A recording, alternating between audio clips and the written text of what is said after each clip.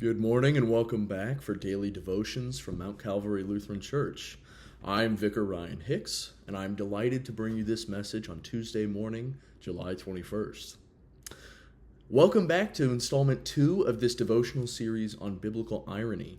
For those of you who missed Monday's episode, I'll reiterate my working definition of irony. Irony in books is when one outcome is set up, but the exact opposite outcome actually occurs. So take the following statement for an example. My friend asked me to go with him to the store, so I hid in the bathroom until he left. By calling him my friend, I'm setting up that I'm about to go with him to the store. Then, by staying in the bathroom, I'm doing the exact opposite of what I'm supposed to do, or what you would expect me to do, at the very least. Yesterday, we revisited the story of David and Goliath to observe how King Saul was ironically expected to be the opponent for Goliath in 1 Samuel 17. We read how as early as 1 Samuel chapter 9, Saul was set up to be greater than the other Israelites. The quote specifically is that he stands a shoulder and head taller than anyone else among the people. Yet he did not fight the monstrously giant Philistine. Today, we're moving one book ahead to 2 Samuel. The character for our study today is one of the many sons of David, Absalom. Now, instead of immediately launching into the account, I'm going to offer a bit of a spoiler. So the ironic angle with Absalom is that his name, Absalom, literally means father of peace. As you'll see in a few moments, Absalom is anything but the father of peace. And so that is the irony in this story. So I'll give you all a moment to turn to 2 Samuel, chapter 15. Verse 1. After Absalom got himself a chariot and horses, and 50 men to run before him. Verse 2. And Absalom used to rise early and stand beside the way of the gate. And when any man had a dispute to come before the king for judgment, Absalom would call to him and say, "From what city are you?" And when he said, "Your servant is of such, a tribe in Israel." Verse 3. Absalom would say to him, "See, your claims are good and right, but there is no man designated by the king to hear you." Verse 4. Then Absalom would say, "Oh, that I were judge in the land!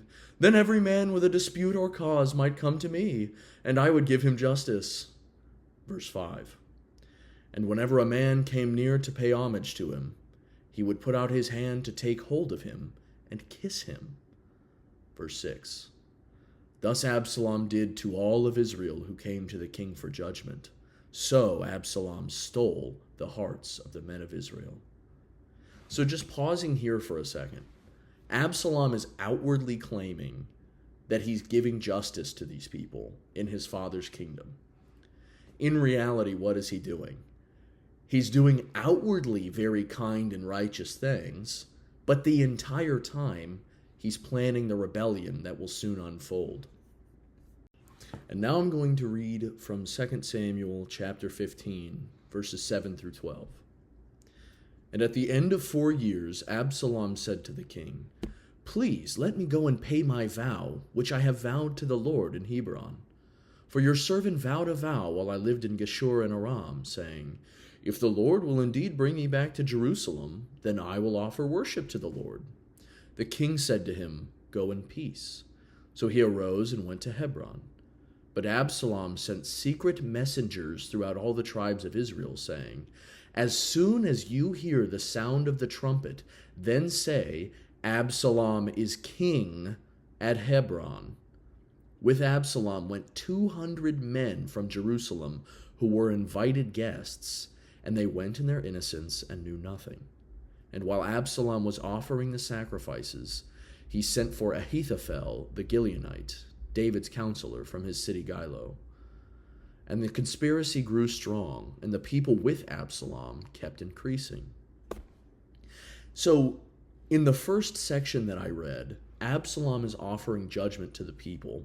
He's masquerading, rather, as this father of peace, as his name suggests. In reality, he's sowing the seeds for his rebellion. His offenses don't stop there, though, because he actually takes the name of the Lord in vain and pretends that he's going to Hebron to pay back some vow he made to the Lord, when in reality he's initiating his plan to rebel against the Lord's anointed. So as for this text Christological application, I think we can just focus on the names. Where Absalom, the father of peace, ended up becoming an ironic figure because he was anything but the father of peace, Jesus, the salvation of Yahweh, literally does what his name says. And so where these sons of David in the past are completely ironic in how they're named, Jesus is the first, quite honestly, that is actually named truthfully. He is truly the only one that lives up to his name. Well, with that, I'm out of time. I don't want this to stretch on for 9 minutes like yesterday's did. But thank you very much for joining me again on this Tuesday, July 21st. And I ask that you tune back in tomorrow as we are going to talk about Jezebel. Thank you very much. Have a good rest of your Tuesday. God bless.